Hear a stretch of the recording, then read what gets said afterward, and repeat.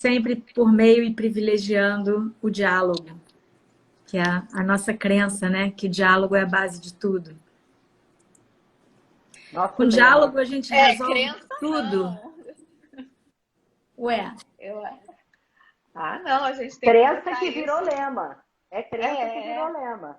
não, Gente, eu eu, estou eu, testando um fone novo. Vocês me digam, por favor, se eu estiver berrando, se a na voz estiver verdade, ruim, eu se falei qualquer crença coisa. não, Olivia, porque eu não quero que as pessoas acreditem que o diálogo é uma crença, né? Que realmente você a não gente quer que pega e existam toca outras fogo. crenças, você quer que essa seja uma crença absoluta. Exa- exatamente. E quando fala de crença, eu sempre penso uma crendice, né? Aquela coisa, parece que é, né? Mas não sei muito Ah, bem. então, deixa eu redefinir a minha fala, assim. Então, somos um quarteto de profissionais que trabalham com famílias, com pessoas, com, enfim, empresas, N situações, e que nós temos a convicção de que diálogo é a base de tudo. Melhorou? Boa. Fiquei mais feliz. Olha só, hoje tem uma responsa aí, eu não sei se vocês viram. Eu A vi. Núcleo Pesquisa está assistindo a gente.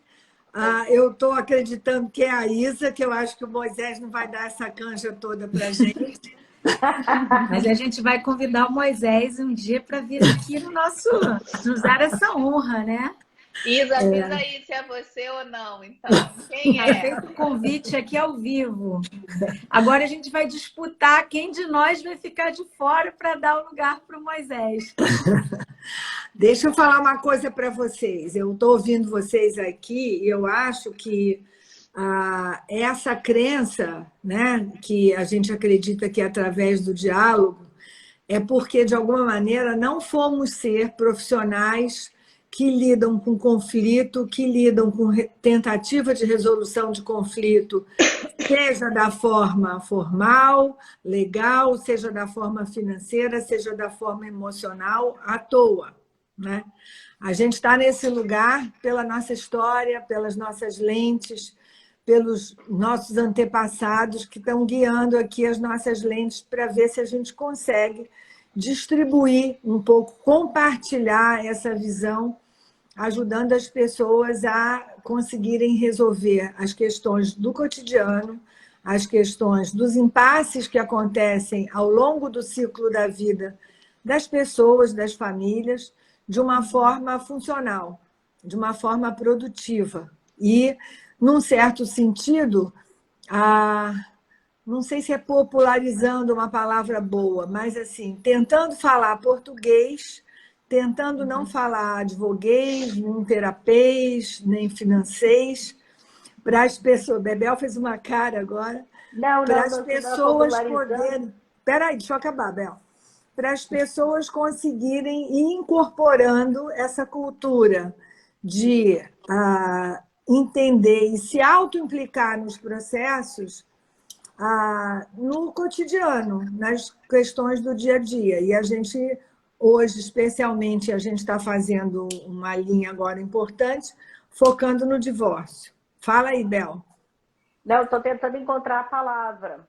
A gente já usou democratizar, hoje você usou popularizar, que também eu gosto das duas, difundir, mas facilitando, né? Traduzindo, não simplificando.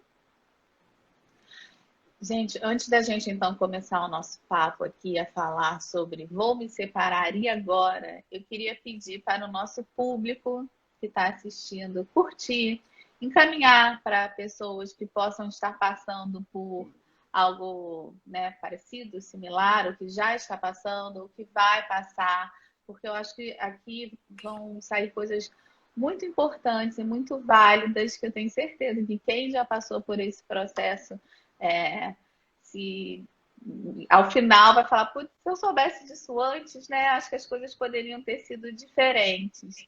Então já encaminhem, já avisem, óbvio que vai ficar gravado, mas né, é o famoso ganha-ganha, todo mundo está ganhando, a gente né, fica feliz em poder falar sobre esse assunto, poder ajudar e vocês em poderem passar para outras pessoas.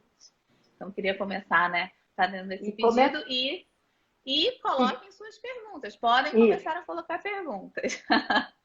Isso. Tá. Bom, então vamos lá, né? Me separei. E agora? O que fazer? Não, me separei ou vou me separar? Vou me Deparei, separar. Desculpa. me Não, deparei. vou me separar. Vou me separar. E agora? Né? Vou me Tomei separar, essa e decisão. agora? Primeiro ponto assim que eu já queria aproveitar essa bola no campo, raríssimas vezes na minha experiência é uma decisão por consenso. Ou, embora o casal perceba que está em crise, geralmente um dos dois toma a decisão. Não quero mais, para mim cheguei no meu limite, né? Eu atendi, sei lá, 2 casais hoje separados pela manhã e os dois com a mesma questão, né? Tem um que está mais definido, mais resolvido, e o outro que está mais ressentido, se sentindo um pouco mais vitimizado. Esse é o primeiro ponto que eu acho que começa a permear esse processo. Eu sou responsável por esse processo ou eu sou vítima de uma decisão de outra pessoa? O que vocês acham? Ô, Mônica, eu queria te perguntar uma coisa.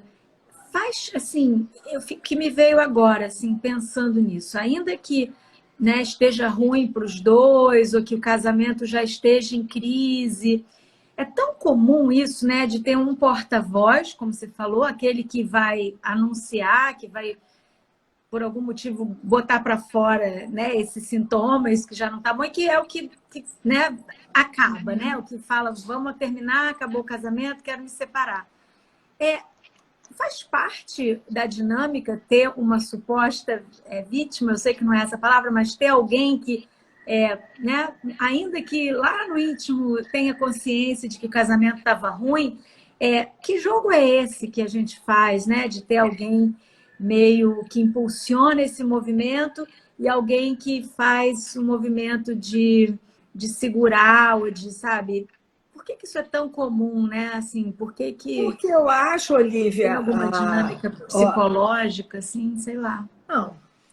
O que me ocorre para responder a você é que, assim, em todos os grupos humanos, em todos os sistemas, sejamos nós aqui, sejam os casais, em um escritório de advocacia ou de qualquer outra empresa, aquelas pessoas que estão ali, elas formam um sistema. Elas são mais do que a soma das partes.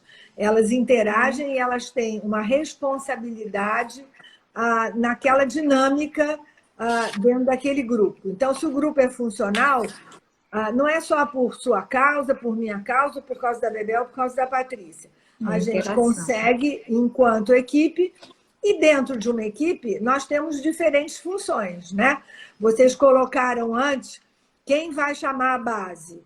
E aí vocês me deixam sempre de fora, ou me dão essa gentileza, porque eu não tenho a habilidade que vocês têm ainda para mexer nisso. Ainda, chego lá. Então, dentro da nossa dinâmica, uma se preocupa mais com a forma, a outra se preocupa mais com o conteúdo, a outra se preocupa mais de trazer convidados. A gente tem tarefas diferentes dentro do nosso grupo, dentro do nosso sistema. Nos casamentos também isso acontece, né? Embora eu seja mulher e eu tenho um parceiro que é o marido, eu sou mãe e ele é pai, as nossas funções, às vezes, são diferentes. Eu sou mais cuidadora, ele pode ser mais provedor, ou ele traz o humor para casa e a leveza, eu trago o peso e a responsabilidade. São funções diferentes. Na hora que o casal resolve se separar, a primeira turbulência é essa. E agora? E agora, como é que eu estou fazendo dupla com você? Você não quer mais trabalhar comigo. Como é que eu vou lidar com isso? Como é que eu vou me apropriar de coisas que eram funcionais da nossa parceria, mas que eram da sua parte, né? Eram trazidas por você? É porque eu fiquei pensando que, assim, ainda como eu falei, que você estava dizendo, né, que esteja ruim para os dois, aquele que fala e quem ouve essa tomada de decisão, é sempre muito difícil ouvir isso, né? Por mais que intimamente você reconheça que o casamento não ia bem, é sempre muito, não sei se é alguma coisa do nosso orgulho ferido, do ego, eu não sei, mas é alguma coisa que, tipo, realmente você tem razão, acho que a gente pode se separar, nosso casamento realmente não ia bem, é tão raro isso, né? Porque ouvir que alguém não deseja mais essa parceria é muito difícil, né? Então, acaba se cristalizando um pouco esse lugar de quem recebeu a notícia e quem deu a notícia, né? Que é muito difícil para os dois. Acho que a nossa pergunta é: vou me separar e agora? Essa constatação do desejo da separação, ela é duríssima para quem anuncia, né, o desejo de separação e para quem ouve o desejo da separação. Só que eu acho que é difícil de ângulos diferentes, né? Assim, quem anuncia tem o peso da responsabilidade de estar tomando, né, essa iniciativa e assume um lugar, muitas e muitas aspas aí, de vilão, né, de ser o que rompeu, enquanto que o outro, né, sofre pela dor e tudo e acaba também assumindo o lugar do rejeitado, do desamparado, que também não necessariamente é assim, né? Então, enfim, só...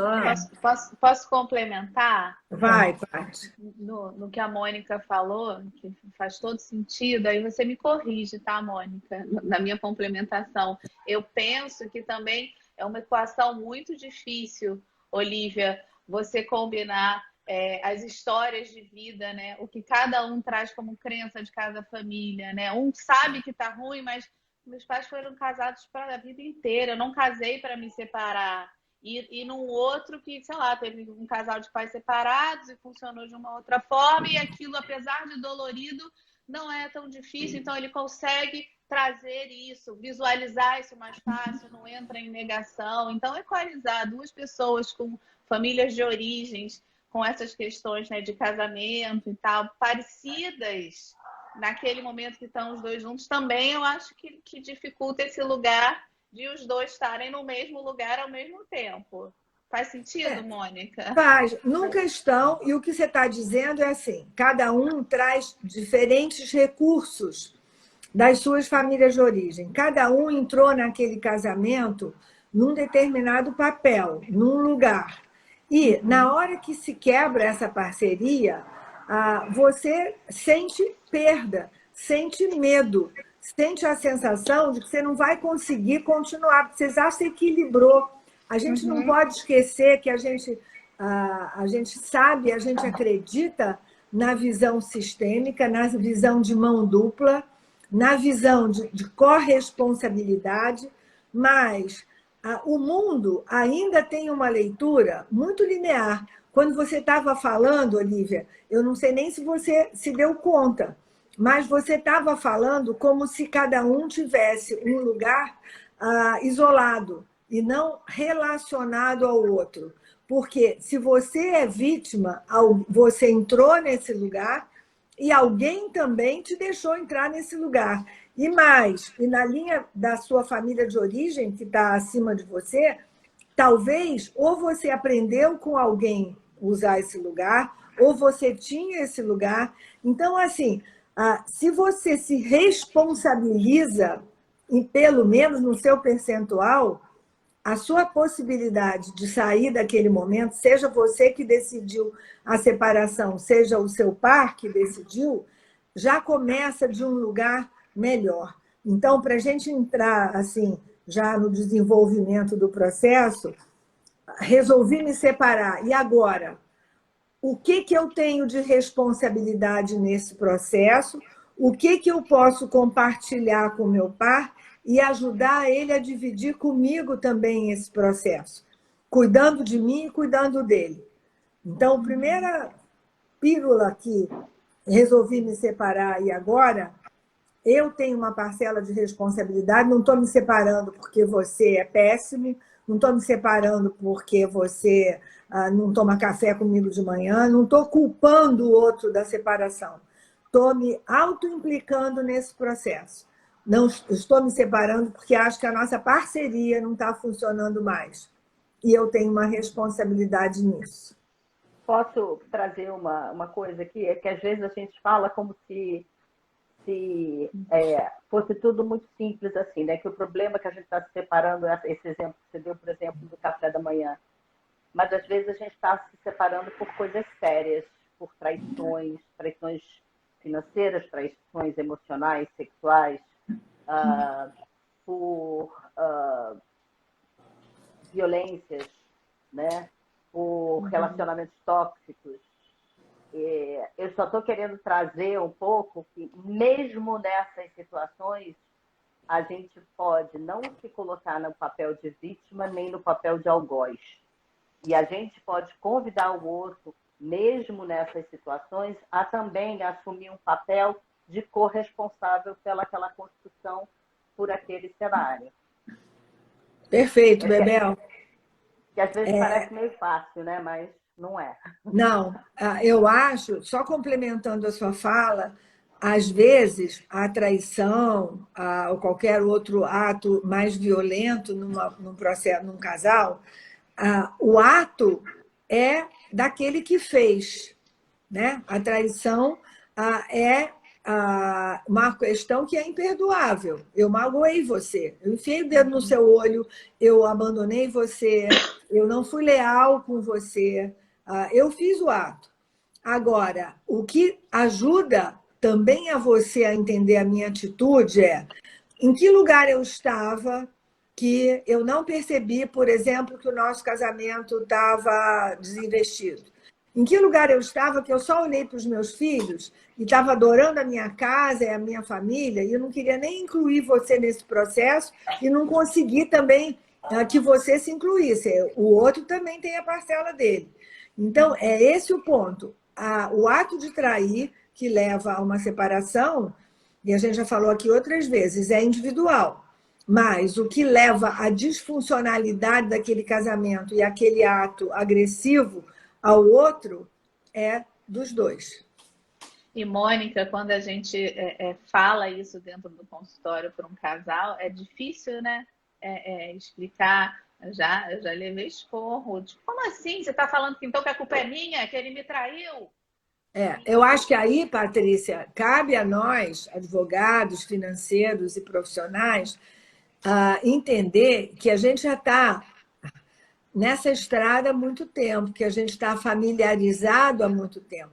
O senso comum é de que você foi traída, você é vítima e ele é um cara ruim, né? Sim. Então, o que é importante é a gente ter a habilidade de ir construindo essa autoimplicação, né? Porque senão é isso mesmo. E ele vai dizer, olha, quer dizer que a culpa é minha? Estou aqui envergonhada e você ainda quer dizer que eu sou responsável por isso? Aí realmente eu vou ter que dar razão. E quando, mas quando entende, né? Quando a gente consegue levar eles para esse local, como as coisas ficam mais fáceis, né? Como se soubesse, tipo assim, sim, chega nesse local que vai ser tudo mais simples, né? Do que esse local que você está agora, né? Se você conseguir ter essa compreensão da sua implicação no processo. O desafio é como. E eu aí queria fazer uma pergunta para a Olívia e para a Bebel, porque é mais senso comum que se eu estou numa crise conjugal, eu vou procurar um psicólogo, e aí vai para o meu consultório ou para o seu. Mas, muitas vezes, as pessoas não querem nem olhar para essa parte emocional. Está tão dolorido, eu quero acabar logo com isso. Então, vou lá procurar um advogado e vou resolver. Então, queria ver para vocês como é que é quando esse conflito e essa decisão chega ou para um profissional de finanças que está trabalhando com o casal ou para o advogado, que eu acho que é bastante comum. Quer falar, Olívia? Porque acho mais comum pelo advogado, né? Você está muda. Você está muda, Olívia. Desculpa.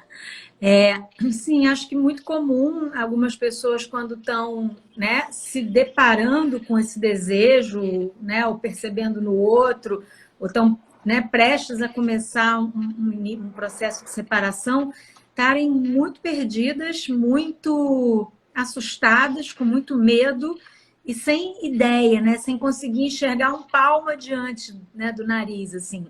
É uma grande neblina.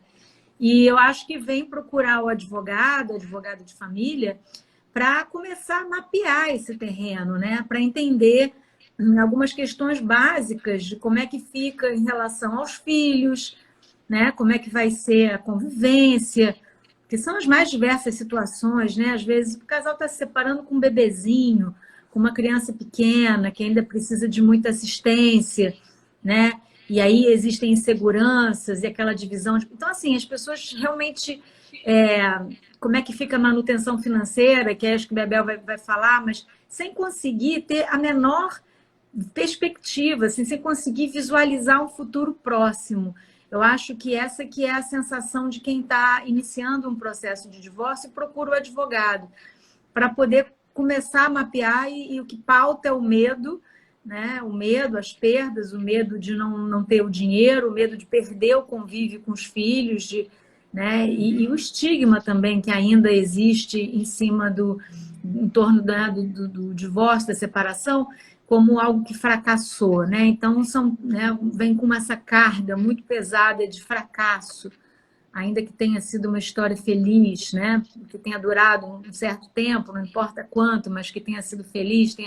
Então, não sei, Mônica, se foi essa bem a sua pergunta, mas eu acho que as pessoas, quando procuram o advogado, é mais raro a pessoa que está cogitando a ideia e quer só mapear, fazer um exercício de entender como seriam nesses combinados. Mais comum quando a pessoa acabou de tomar a decisão ou está prestes a anunciar a sua decisão e precisa se instruir, né? Eu acho que tem uma coisa meio de buscar informação e de instrução do que está por vir, do que está pela frente. E o que você acha que... através da figura do advogado, que vai formalizar, ajudá-los a formalizar um processo legal, né? Se o casal, na hora que se separar, já vem rapidamente para o advogado, o que o advogado, o que o casal precisa tomar cuidado para não pular etapas? Não pular etapas de um processo que a gente sabe que é emocional antes de ser legal. O que um advogado ou um casal pode se preocupar e se cuidar para não entrar direto pelo advogado, ou, se ele entrar pelo advogado, que o advogado consiga entender que talvez ele tenha que ajudar o casal a dar um passo atrás em relação a isso? Ô, Mônica, eu diria, né, assim, que importante o cuidado que o casal tem que tomar. Gente, desculpa, eu estou com uma coisa na garganta. É na escolha do profissional. Acho que quando você escolhe um determinado perfil profissional, você vai receber um input, uma qualidade de informação que pode acelerar o processo ou pode permitir que esse processo ainda, né, viva algumas etapas que precisam viver. Então, assim, nessas últimas semanas eu atendi 2 casais que já estavam assim, né, já com a decisão tomada da separação. E quando vieram para o escritório e a gente conversou sobre objetivamente tudo que eles iam precisar arrumar, conversar, combinar e tal, eles puderam juntos fazer um exercício, que eu estou dizendo, de visualizar o que é esse futuro, né, de separados, de um casal separado. E quando essa informação ela é trazida com isenção, com delicadeza, com cuidado, com esse intuito de informar para que as pessoas tomem a melhor decisão, há espaço para eles se reconectarem, se for o caso. São 2 casais que acabaram desistindo de se separar, porque perceberam naquela conversa, naquele exercício de combinar o futuro próximo, que eles ainda tinham alguma coisa, algum material, alguma coisa para viver ali entre os dois, sabe? E adiaram um pouco esse projeto. Então, eu acho que, assim, uma vez me perguntavam também, já em muitas palestras, assim, mas quantos, trabalhando com advocacia colaborativa, né? Já foi me perguntado muitas vezes, quantos casais você reconciliou? Como se fosse esse o objetivo do trabalho. E eu disse, esse não é o objetivo do trabalho, né? O objetivo do trabalho é permitir a ruptura com saúde, né? Com maior suavidade possível, com dignidade, mas da maneira como é um ambiente extremamente respeitoso, né? E o diálogo é o veículo e não existem ameaças e a gente vai junto pensar aqui sobre como vai ser esse futuro, há espaço para que surjam, né, esses momentos de, peraí, vamos viver então outra coisa, vamos tentar uma terapia, vamos dar um tempo, vamos fazer uma viagem, vamos conversar mais entre nós, ainda não estamos tão maduros assim, né? O que a gente viu, a gente não quis, enfim, veio à tona essa necessidade, né, daquela dupla, daquele par, de ainda viver alguma coisa, ainda não chegaram no fim da história, né? Então, eu diria que o cuidado maior é esse, aonde você está buscando, em que fonte você vai beber, porque a qualidade dessa água, né, a qualidade do que você vai botar para dentro ali, né, pode determinar muita coisa. Por isso eu estou terminando, assim, se vem alguém, um profissional do direito, com um olhar muito adversarial, muito, mas aqui tem problema, pode ser que você termine de rasgar, entende? O que estava só começando a ser desfeito, e aí você traz um olhar e uma informação muito, muito dura e rompa o que ainda existia para ser vivido entre aquelas pessoas. Então, acho que o cuidado que eu diria, escolha bem, né, o seu advogado, escolha alguém que tenha um perfil de informar e de, né, trazer material para enriquecer o processo decisório, que é das pessoas, que é do casal, até para entender se está na hora mesmo de se separar ou não, né? Eu diria isso, Mônica. Olha só, eu não sei, eu entendi o que você está trazendo, mas assim, é claro que em qualquer processo de divórcio, você pode voltar atrás. Qualquer processo de dissolução, você pode voltar atrás.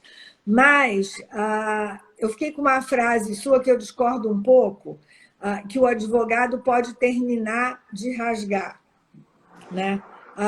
Eu acho que, num processo de divórcio, é claro que se o casal está decidido, ou pelo menos um dos dois está decidido, cabe ao advogado ajudar a não potencializar o ressentimento, para conseguir que eles consigam levar aquele processo com cuidado, né? Eu costumo dizer que, assim, para separar duas partes, a gente pode separar rasgando, e aí fiquei com a sua metáfora, ou cortando e separando os dois tecidos, né? Eu tenho um tecido, se eu rasgar, quem entende um pouco de costura, eu posso errar o fio e sair todo torto o tecido que eu rasguei. Eu posso dar um piquezinho e fazer e o tecido fazer isso. Ou eu posso pegar uma tesoura e cortar. E eu acho que nessa questão é importante o como.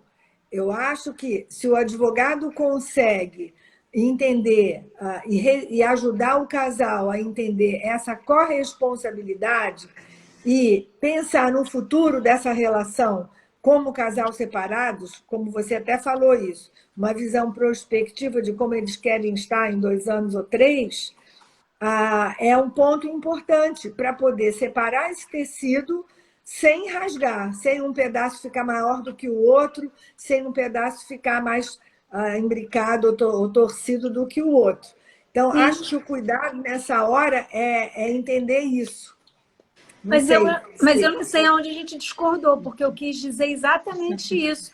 O profissional, né, e mais do que eu acho os profissionais de saúde e de finanças, nós, advogados, temos uma formação, né, um olhar que nos coloca sempre aquela visão de, né, alguma crise, um olhar adversarial. Então, o que eu vejo na minha prática, no dia a dia, está mudando radicalmente, mas o que se fazia até então é o advogado, é uma figura que vem para agudizar, né, situações de crise, é uma figura que não está associada à resolução prospectiva do casal que vai efetivamente separar, ou que até vai permitir, vai promover um ambiente cuidadoso para que se o casal não tiver ainda maduro para a separação, possa, né, voltar atrás e viver ainda algumas etapas.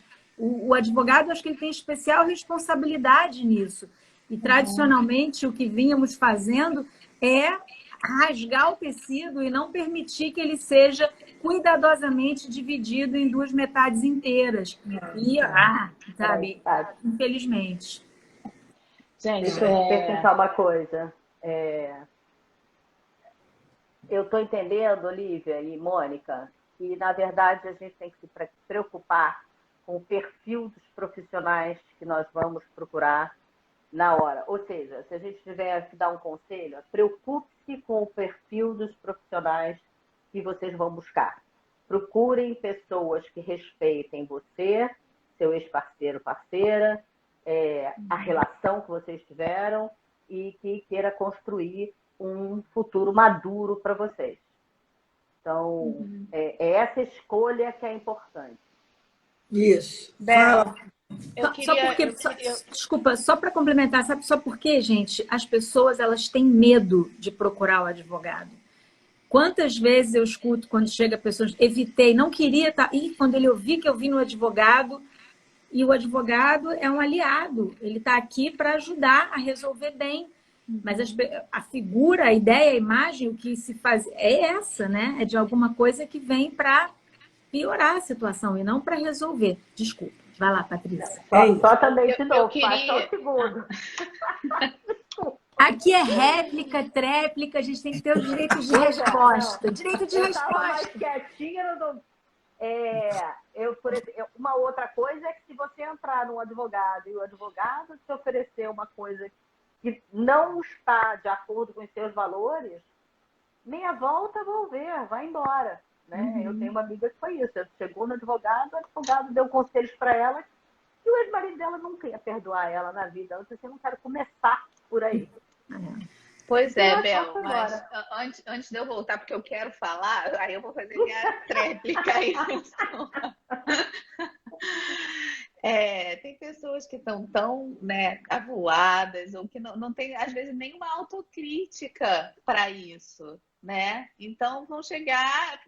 Então, precisa realmente ter muito cuidado, porque a sua amiga, às vezes, tem pessoas que não são nem instruídas para poder ter essa capacidade de, o que o advogado falou, né? Mas deixa eu voltar, né? Porque eu estou aqui de âncora do programa, então... Vou me separar e agora? Eu quero uma coisa mais prática, gente. Né? A gente está falando, enfim, coisas muito importantes, mas eu quero uma coisa mais prática. Vou me separar e agora? Eu acho que a Olivia falou, do tipo, vou me separar e agora? Procure um profissional onde você vai se identificar, de confiança. Aí vamos lá, para a parte financeira, né? E para a parte emocional, sendo bem pragmático, né? Para quem está pensando, eu vou me separar, e agora? E até, gente, para quem não tem condições de procurar profissionais, né? Fazer o quê? Buscar aonde? Né? Simplesmente, né? A pessoa está perdida. Como é que a gente pode ajudar essas pessoas? Boa, Paty. Fala aí, Bebel, depois eu falo. Como é que a gente pode ajudar essas pessoas? Não, primeiro, são duas perguntas, Bebel. Primeiro, pragmaticamente, vamos separar e agora? Na sua parte, né, na parte de finanças, o que você falaria, assim, brevemente? Faz isso. Bom, se preocupar, lembrar qual é o seu regime de casamento, se é de divisão de bens, ver quais são os valores que você tem, qual o patrimônio que você tem, levantar quais os gastos que a família tem em conjunto e tentar imaginar quanto que poderiam dispor cada um, né, para poder seguir suas vidas de uma maneira ainda muito generalista, né, de uma forma muito... primeiros números, depois pode se detalhar. E pensar, porque se tem essas condições e que tipo de mudança você vai ter que fazer na sua vida. Porque, às vezes, até esse tipo de coisa faz as pessoas decidirem por não se separarem naquele momento. Sim. Pode acontecer. né? Tá, eu vou bem no seu alvo, Patrícia. Vou me separar, e agora?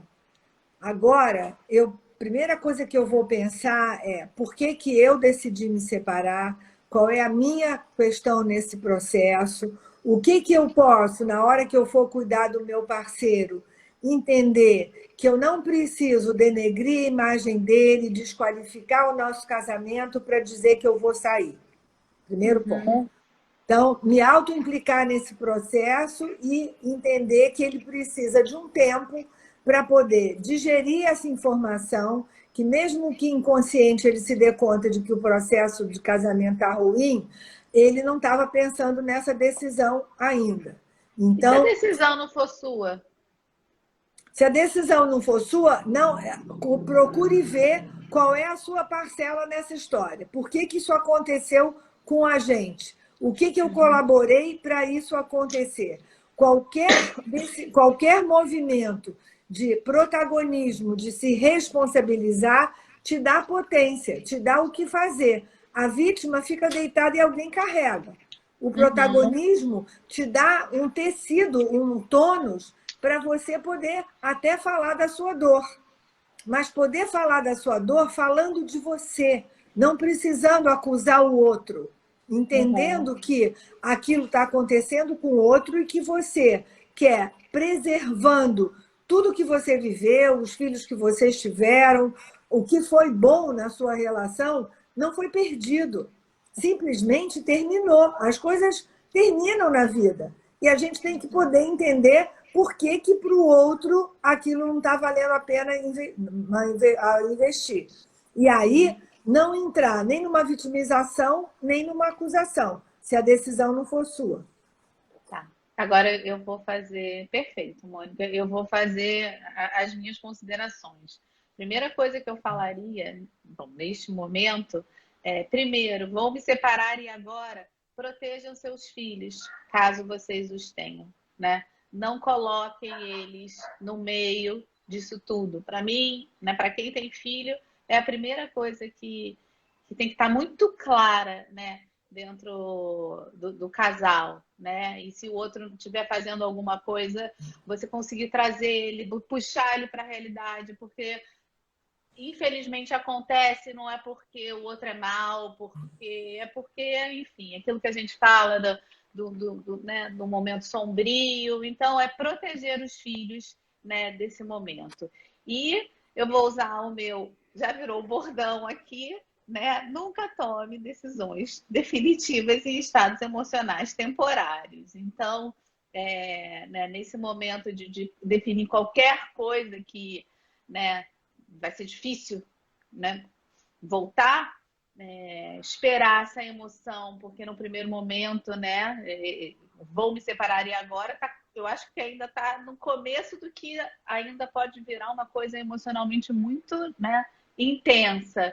Não tomar decisões, ir procurando os profissionais, né, se orientando, lendo, buscando informação. Quem não tem condições de buscar profissionais, às vezes vai para um amigo, né, porque não tem dinheiro para pagar, ou alguma coisa assim. Eu nem sei, Olivia, desculpa a minha ignorância, se tem justiça gratuita para...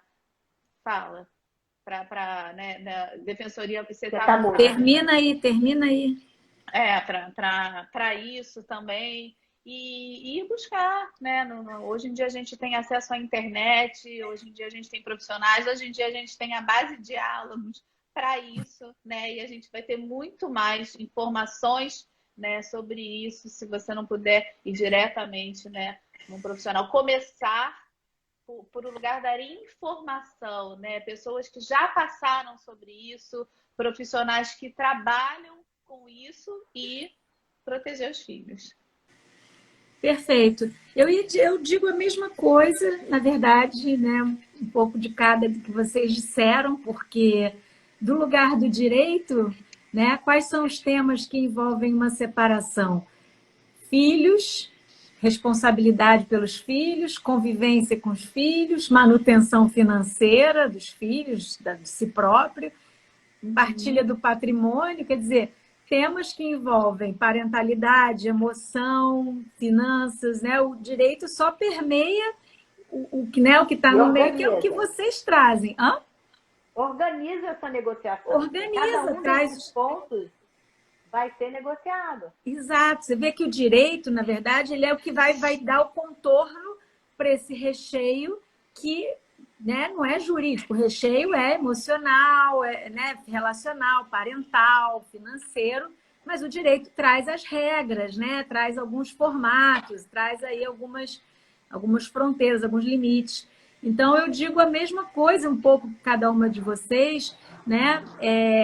Mas privilegio muito esse lugar do qual o método, né? De que maneira, como que a gente vai conduzir essa situação, uma vez que a decisão está tomada. Isso é muito importante. E eu acho que esse é o que o advogado vai trazer, que né, existe possibilidade de diálogo, né, existe possibilidade de ser né, da gente construir isso, de, né, esse divórcio amigável, porque pode ser pela mediação, pode ser pela abordagem colaborativa, pode ser pelo litígio, e analisar com cuidado prós e contras de cada caminho e entender qual é a necessidade daquele cliente, porque a gente fala muito isso, né? Um método de encaminhamento de um divórcio não é melhor do que o outro necessariamente, né? Somos entusiastas, né, dos benefícios dos métodos que privilegiam o diálogo, mas, em algumas situações, a gente precisa de outra abordagem. Então, eu acho que é importante mapear esse método, porque é ele que vai ajudar, né, a manter os custos sob controle do processo, né, os custos relacionais, financeiros, a preservar a saúde emocional dos filhos, tudo isso que vocês disseram. Né? Então, eu acho assim, quero me separar aí agora, informação, informação, informação. Se você não tem condição de procurar profissionais, né, privados e tal, eu diria para os amigos, eu até anotei aqui, eu acho os amigos, né, e a família fundamentais. Eu não, né? Eles são fundamentais, não é que eu acho, mas como rede de apoio, né? Então, fortaleça. Quem são as pessoas que você conta? Porque esse é um processo de altos e baixos, mas a informação, o ideal é que ela venha de profissionais qualificados, que tenham um distanciamento crítico, inclusive, que tenham um distanciamento que podem trazer essa informação de outra maneira.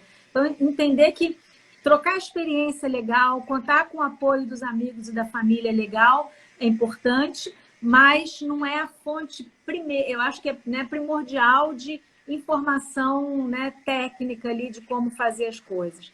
Então, existe sim a defensoria pública, as universidades, existem muitos programas de atendimento, né, para trabalhar com casais, com mediação, e abordar, enfim, para encaminhar situações desse tipo de maneira gratuita. E eu ia falar exatamente o que você falou, existe hoje muito conteúdo de qualidade na internet, então procurar se informar, se instruir. Eu acho que esse é o primeiro momento, quando a gente está diante de um cenário totalmente novo, do desconhecido, a gente tem que começar a mapear, e aí, assim, à medida que a gente vai compreendendo objetivamente, isso também vai organizando e apaziguando as emoções, né? É a leitura que eu faço. Quanto mais perdido, quanto mais desorientado, mais angustiado, mais medo eu tenho. Quanto mais informação qualificada eu tenho, mais eu vou voltando a respirar e a entender qual é o próximo passo. Então, informação sempre, gente, informação qualificada sempre, por onde for, mas separando, né, o que é os amigos e o que é uma orientação profissional. Tá. Tem uma pergunta aí. Eu quero falar. Pode falar, Bela. Não, eu vou um pouco mudar de assunto, eu vou ir para outro lugar.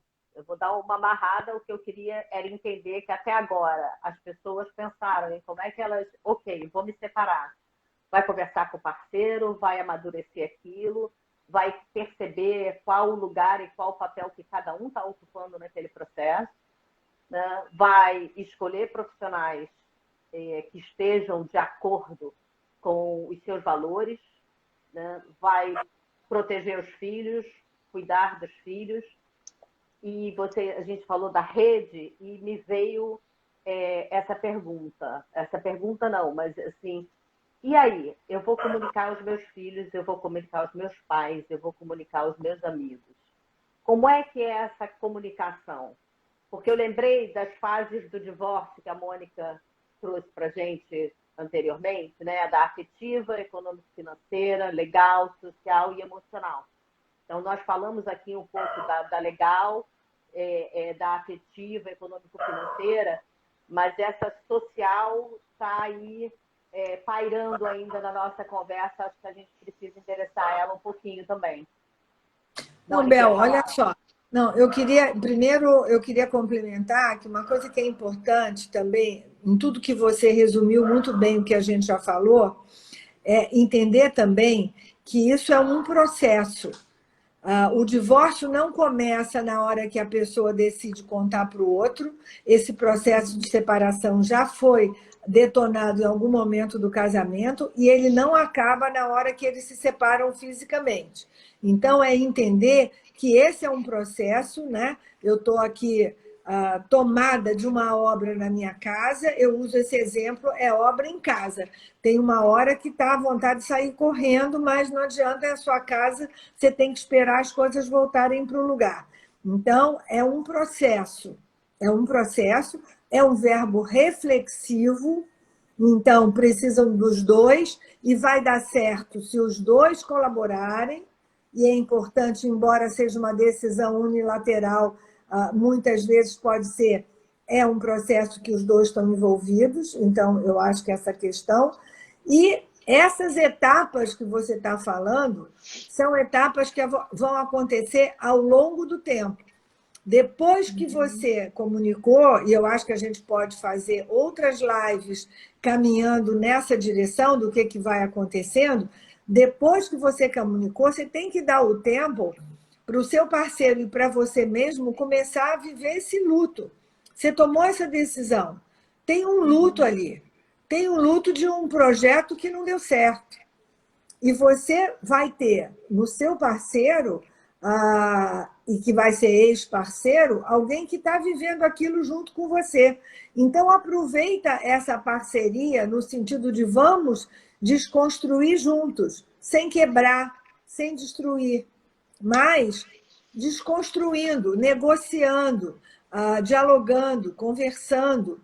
Não é mágico, não é fácil. A raiva vem, os sentimentos, o medo, a raiva, o desapontamento, está tudo misturado. Mas dá um tempo. Eu estou me lembrando agora, muitas vezes, aquele que, mesmo que tomou a decisão, pede um tempo. Né? A gente está vivendo agora, por exemplo, mês de festas. Ninguém gosta de encarar já um Natal no meio dessa confusão toda. Às vezes o casal, peraí, a gente já tomou essa decisão, mas a gente pode guardar para a gente por um tempo e só contar para os filhos depois do Natal? É uma combinação, o casal pode chegar nesse lugar. Então, essa etapa que você falou, do afeto, né? Eu não gosto mais de você, mas a gente ainda tem parcerias. A gente ainda tem parentalidade, a gente ainda tem bens, a gente ainda tem uma casa. Então, vamos desconstruindo isso passo a passo. Não sei se eu respondi sua pergunta. Fala, Paty. Mônica, você falou uma frase que me marcou agora. Você falou o seguinte, é o luto de um processo que não deu certo. Na verdade, me incomodou essa frase, porque eu sei que você não pensa... Eu acho que você não pensa como isso, em algo que, né, não é que não deu certo, é que terminou, né? E dói essa dor. Tá certo.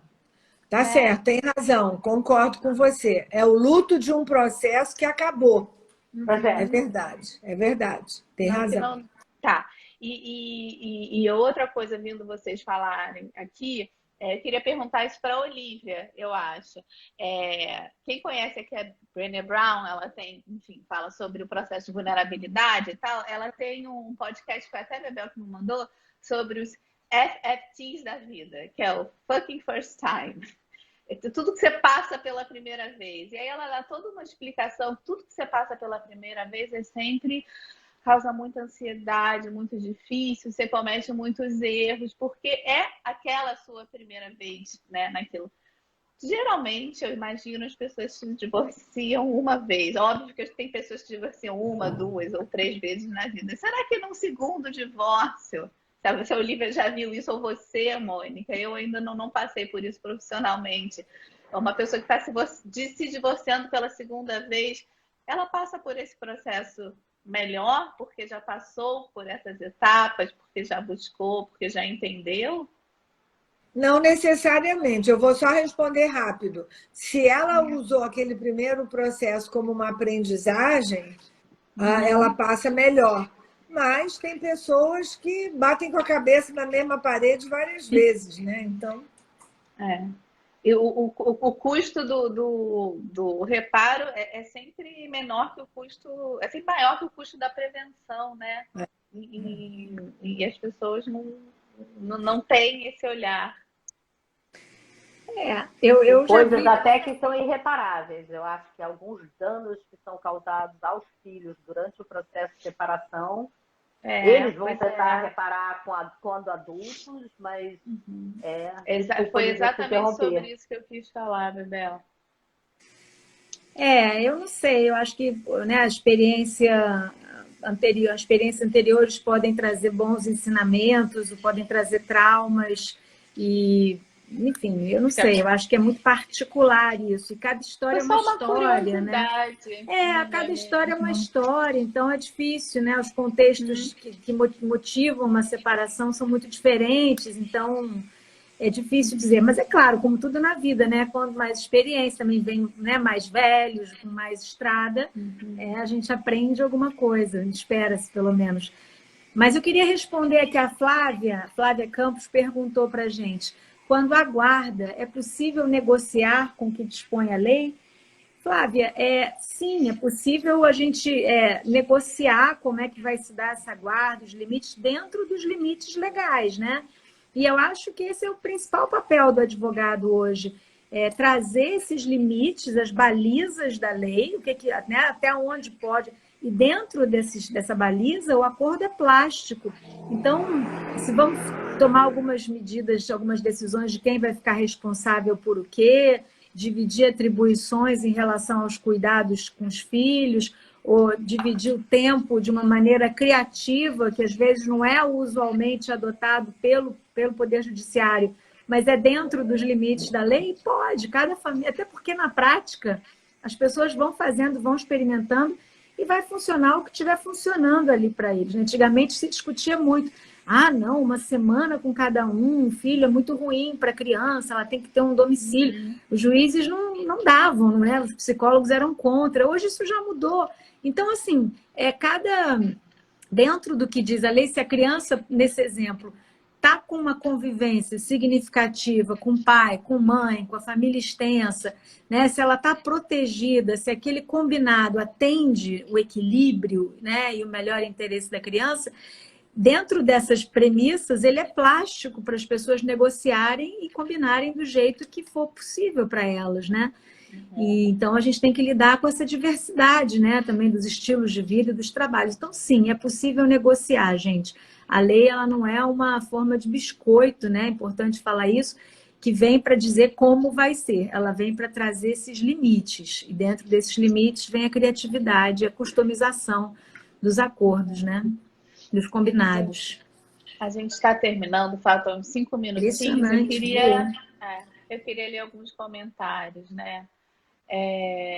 A Flávia Campos falou, o luto dos filhos também. A Juliana Mello, é o fim de um sonho, dói mesmo. A Joana, acho que a nossa cultura vive da esperança e acho lindo, mas muitas vezes afasta da realidade que é de finitude. Bonito. Legal, bonito isso. Eu queria até aproveitar essa para falar, voltar para a tua metáfora do banheiro, Mônica, mas para a gente pensar... Da obra, Bebel, etapa do banheiro, ninguém sabe que a minha obra é nos banheiros. Ai, desculpa, você falou em obra. Eu falei em obra, a minha casa está em obra, essa intimidade agora quem expôs foi você. Desculpa. Vão ficar lindos. Vão ficar lindos mesmo. Mas eu fiquei pensando que, como uma obra, né, ela tem um antes, um durante e um depois, né? A gente tratou um pouco aqui do antes, um pouco do durante, e a gente tem que se preocupar também com o depois, na hora de você reestruturar a família, quais papéis, como é que eles estão se dividindo, é como botar a toalhinha no lugar certo. Vamos botar a obra na cozinha. É como pendurar os apetrechos na parede, colocar os pratos, onde vão ficar os pratos, onde é que é prático, onde é que eu vou botar os paninhos de prato e assim por diante. Então, existe, no meu ponto financeiro, principalmente, eu acho que eu olho muito para o depois. Aprendi com você recentemente que é interessante também olhar o emocional, como é que você está estruturando esse seu novo momento também, né? Como é que em que base você está construindo esse seu novo momento. E então pensar nesse depois também, né? Eu acho que o depois, Bebel, o depois vai ser muito consequência de como foi o antes e como foi o durante. Eu acho que é não esquecer que isso é um processo, que você pode realinhar, voltar à pista principal em qualquer momento, né? Se, como disse a Patrícia, entender a sua vulnerabilidade, entender a vulnerabilidade do outro, entender a sua corresponsabilidade nesse processo, e aí você vai conseguir voltar à rota do objetivo de se separar. Não quer dizer que um divórcio bem-sucedido é aquele que o casal se reconcilia, não. O divórcio bem-sucedido é um divórcio onde o casal consegue repactuar novos papéis, colocar as fronteiras entre um sistema que era um sistema familiar único para duas famílias que vão se constituir, preservando as diferenças e hierarquia de cada chefe daquela família. Então, fala, Paty. Não, pode terminar. Não, mas é isso. Eu acho que eu acabei... É porque falta um minutinho para a gente fechar, né? Eu vou de novo falar sobre a nossa frase, né, daqui, do título, Vou Me Separar e Agora, eu vou usar a obra da Mônica como, enfim... metáfora. Como uma metáfora, porque o que veio na minha cabeça é, quando a gente decide fazer uma obra, a gente não precisa chamar um arquiteto, planejar, olhar a planta. Começa desconstruindo, quebrando umas coisas, tirando fora, quebrando, desconstruindo. Aprovado em conjunto, né, com quem mora dentro da casa, e aí começa um processo. Muito então bom. É a mesma coisa, né? Ótima metáfora, Muito bom. Gostei muito. Chame a sua equipe. Arrumar uma equipe, ver essa equipe conciliar, né? Conciliar os especialistas, porque você tem que lidar com arquitetos, com mestres de obras, com pedreiros, com gesseiros, engenheiro, arquiteto, decorador, sei lá. E no meio do caminho as coisas mudam, né? Você vai fazer uma outra coisa. Eu falei, não, isso aqui não deu certo não, vamos fazer de outro jeito que aqui. Por isso é legal fazer um projeto também, você já começar a visualizar como vai ser, né? Também começar a fazer esse exercício de botando no papel lá o projeto, estudos. Mas sabe qual é a diferença, gente? Ninguém faz uma obra na emoção. Vou fazer uma obra agora, sou um arquiteto, não sei o que lá. Tem nada para fazer, vou fazer uma obra. Se bem que tem, hein? Se bem que tem. Não vai dar certo, mas as pessoas se separam assim, né? Vou me separar, sair de casa. Acabou. E aí... Enfim. É isso, gente. É isso. Muito bom. Viu? Muitas lives sobre esse assunto, tá? Tem muita coisa ainda para falar. Esse é um assunto que não acaba. Não. Beijos, meninas. Obrigada, pessoal. Obrigada a Até todos quinta que vem. Até semana que vem. Beijão. Tchau. Tchau.